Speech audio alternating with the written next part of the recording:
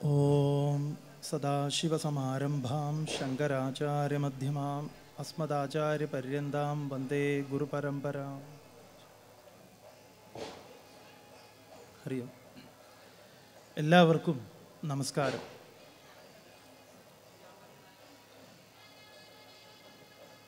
ശങ്കര ഭഗവത്പാദർ തൻ്റെ വിവേക ചൂടാമണി എന്ന കൃതിയിൽ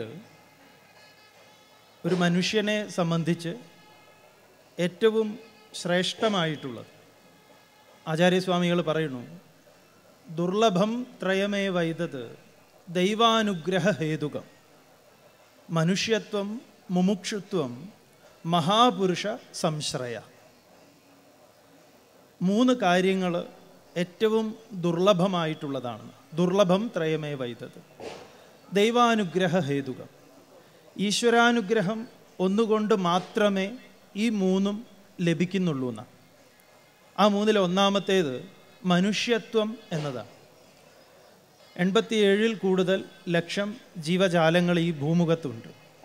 അതിൽ മനുഷ്യനായി ജനിക്കുന്നു എന്നുള്ളത് ഒരു സവിശേഷതയാണ്, മനുഷ്യത്വം.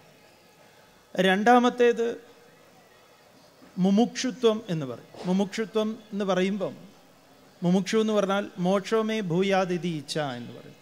സ്വാതന്ത്ര്യത്തിന് വേണ്ടുന്ന, സ്വാതന്ത്ര്യത്തോടുള്ള അല്ലെങ്കിൽ സത്യത്തെ അറിയാനുള്ള ആഗ്രഹം, ഒരു സത്യാന്വേഷണ ത്വര, ഇതാണ് മുമുക്ഷുത്വം.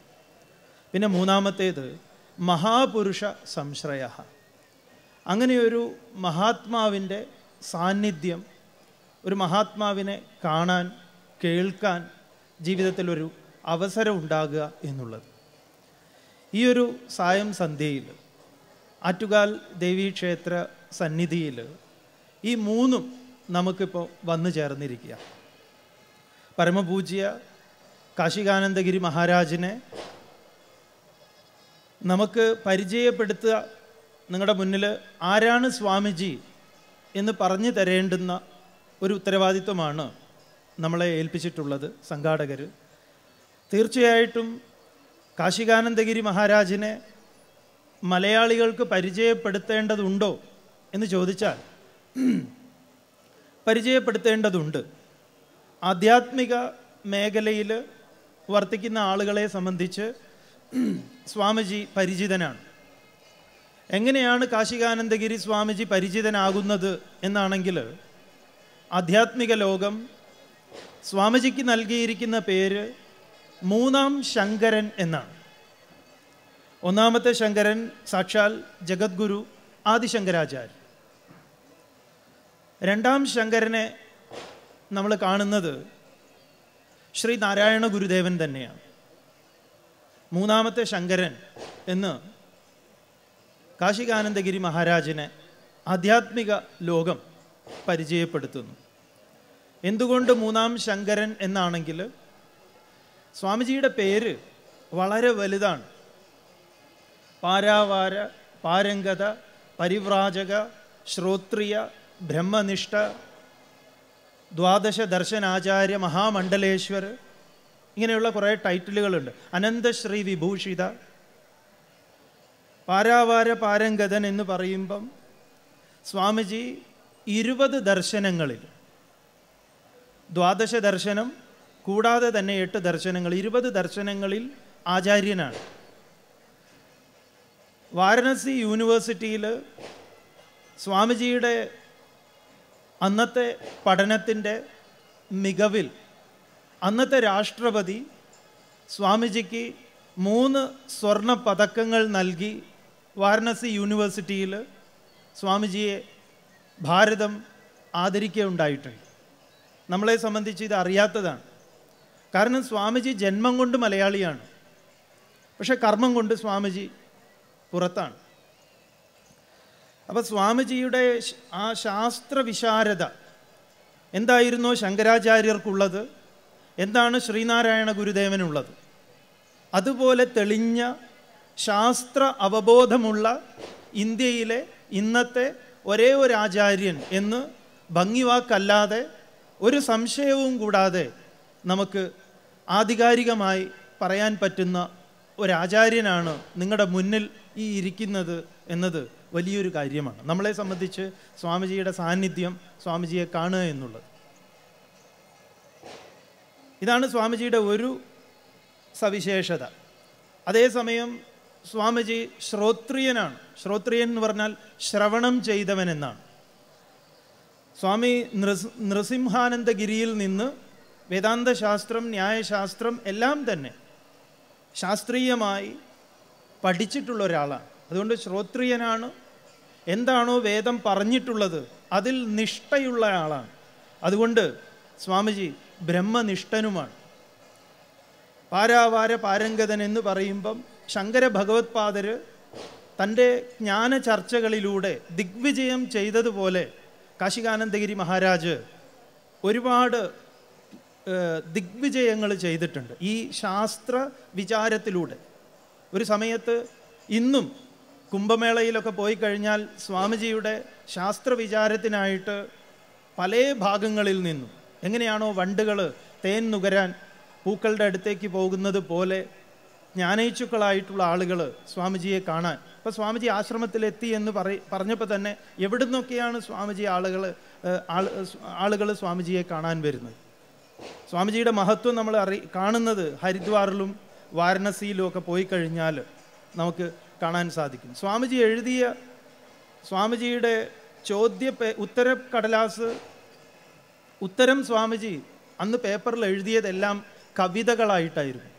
നല്ലൊരു കവിയാണ്, കവിതകളായിട്ടാണ്. നമുക്ക് അത്ഭുതം തോന്നും. ഈ പത്മനാഭസ്വാമി ക്ഷേത്രത്തിൽ പോയി അവർ രജിസ്റ്റർ പുസ്തകം കൊടുത്ത സമയത്ത് എന്തെങ്കിലും അതിൽ എഴുതാൻ പറഞ്ഞ നിമിഷം സ്വാമിജി ഒരു ഗംഭീര കവിത അങ്ങോട്ട് എഴുതി ശുദ്ധ സംസ്കൃതത്തിൽ എഴുതി വെച്ചു. അന്ന് ചോദ്യപേപ്പർ നോക്കിയ അധ്യാപകൻ സ്വാമിജിയോട് പറഞ്ഞത്, വേണ്ടത്ര അവഗാഹമുള്ള ആളായിരുന്നില്ല ഈ പേപ്പർ നോക്കിയിരുന്നതെങ്കിൽ അങ്ങ് പരീക്ഷയിൽ തോറ്റേനേന്നാണ്. കാരണം എല്ലാം ഉത്തരം നൽകിയത് ശ്ലോക രൂപത്തിലായിരുന്നു. അത്രയും ഈ ശാസ്ത്രത്തിലും ഭാഷയിലും ന്യായത്തിലും തർക്കത്തിലും ദർശനങ്ങളെല്ലാം തന്നെ കരഗതമായിട്ടുള്ള ഒരാചാര്യനാണ്. അതുകൊണ്ട് ശാസ്ത്ര ചർച്ചയിൽ, ആധ്യാത്മിക ശാസ്ത്ര ചർച്ചയിൽ സ്വാമിജിയുടെ ഒരു നിലവാരമുള്ള ഒരാചാര്യൻ ഇന്ന് ഭാരതത്തിനില്ല. അതുകൊണ്ട് ആ പേരുകളെല്ലാം തന്നെ സ്വാമിജിക്ക് ചേരുന്നതാണ്. അനന്തശ്രീ വിഭൂഷിത എന്ന്. സ്വാമിജിയുടെ ശ്രീ അനന്തമാണ്. അനന്തമായ ഐശ്വര്യങ്ങളാൽ വിഭൂഷിതനായിട്ടുള്ള ഒരു ദ്വാദശ ദർശന മഹാമണ്ഡലേശ്വർ എന്ന് പറയുമ്പം സന്യാസ സഭയുടെ ഒരു നേതൃസ്ഥാനത്തിരുന്ന് സ്വാമിജിയുടെ സാന്നിധ്യത്തിലായിരുന്നു ഒരു കുംഭമേള, മഹാകുംഭമേള ഹരിദ്വാറിൽ നടന്നിട്ടുള്ളത്. അതിൻ്റെ അനുമതി നൽകുന്നത് സ്വാമിജിയാണ്. ആ സ്വാമിജിയുടെ അനുമതി കിട്ടുമ്പോഴാണ് കുംഭമേള ആരംഭിക്കുന്നത്. അത്രയും വലിയൊരു മഹാത്മാവാണ്. അതുകൊണ്ട് ആചാര്യസ്വാമികൾ പറഞ്ഞിട്ടുള്ള ദുർലഭം ത്രയമേ വൈദത് ദൈവാനുഗ്രഹ ഹേതുകം മനുഷ്യത്വം മുമുക്ഷുത്വം മഹാപുരുഷ സംശ്രയ, ഈ 3 കാര്യങ്ങളും നമ്മളെ സംബന്ധിച്ച് ഇവിടെ ഒരു അന്വർത്ഥമായി വന്നിരിക്കുന്ന ഒരു സമയമാണ്. നിങ്ങൾ ഓരോരുത്തരും ധന്യരാണ്. കാരണം നമ്മുടെയൊക്കെ ജീവിതത്തിൽ ഒരു മഹാത്മാവിനെ ദർശിക്കുക എന്നത് വലിയൊരു കാര്യമാണ്. അതിന് നമുക്കൊക്കെ ഭാഗ്യം കിട്ടിയിരിക്കുന്നു. സ്വാമിജിയിൽ നിന്ന് സന്യാസം സ്വീകരിക്കാനും, സ്വാമിജിയാണ് സ്കൂൾ ഓഫ് ഭഗവത്ഗീത ആശ്രമം ഉദ്ഘാടനം ചെയ്തതും. ഇവിടെ കേരളത്തിൽ സ്വാമി നിർമ്മലാനന്ദഗിരി മഹാരാജ്, അതുപോലെ പ്രേമാനന്ദഗിരി മഹാരാജ്, ഇങ്ങനെയുള്ള കുറേ സന്യാസി ശ്രേഷ്ഠന്മാർ സ്വാമിജിയായിട്ട് എപ്പോഴും സഹവർത്തിത്വത്തിൽ കഴിയുന്ന മഹാത്മാക്കളാണ്. അവരൊക്കെ തന്നെ ഇപ്പം ഇവിടെ പലയിടങ്ങളിലായിട്ടുണ്ട്. ഈ കഴിഞ്ഞ ദിവസം വലിയൊരു ദേശീയ മാധ്യമം സ്വാമിജിയെ സൺഡേ സപ്ലിമെൻറ്റിൽ മലയാള മനോരമ വളരെ നന്നായി പരിചയപ്പെടുത്തുകയുണ്ടായി. ഈ ഒരു ദൗത്യം നമുക്ക് കിട്ടിയത് വളരെ വളരെ സന്തോഷമായിട്ട് സ്വാമിജിയെ പരിചയപ്പെടുത്താൻ നിങ്ങളുടെ മുന്നിൽ. എത്ര പരിചയപ്പെടുത്തിയാലും ആ പരിചയപ്പെടുത്തലൊക്കെ വളരെ കുറവാണ്. ഭാഗവതത്തിലേക്ക് സ്വാമിക്ക് ഒരു വഴി തുറന്നു തന്നത് സ്വാമിജിയാണ്. ഭാഗവതം നമ്മളെ സംബന്ധിച്ച് ഒരു വേദാന്ത ശാസ്ത്രത്തിന് ശരിക്കും പറഞ്ഞാൽ നിങ്ങളോട് തുറന്നു പറയുകയാണെങ്കിൽ അത് വേണ്ട രീതിയിൽ മനസ്സിലാക്കാൻ നമുക്ക് സാധിച്ചിട്ടില്ലായിരുന്നു. പക്ഷെ സ്വാമിജിയുടെ വ്യാഖ്യാനം കേൾക്കാൻ തുടങ്ങി.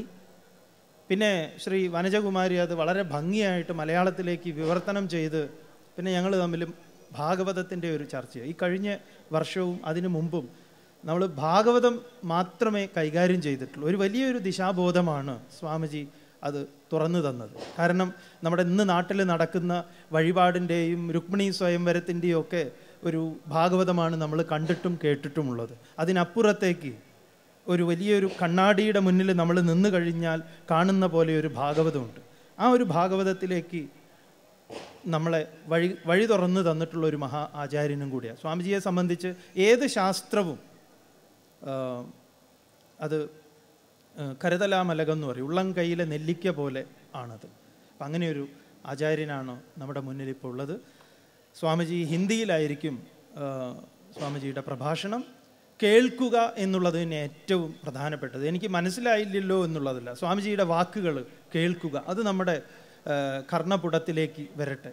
എന്നിട്ടോ അത് എന്തൊക്കെയോ അത് നമ്മളിൽ ഉണ്ടാക്കും. തീർച്ചയായിട്ടും നിങ്ങൾ ശ്രദ്ധയോടുകൂടി ആ വാക്കുകൾക്ക് കാതോർക്കുക. അത് നമ്മെ അനുഗ്രഹിക്കാൻ പര്യാപ്തമായി തീരട്ടെ എന്ന് ജഗദീശ്വരൻ്റെ ഈ അമ്മയുടെ സവിധത്തിൽ സ്വാമി ആത്മാർത്ഥമായിട്ട് പ്രാർത്ഥിക്കുന്നു.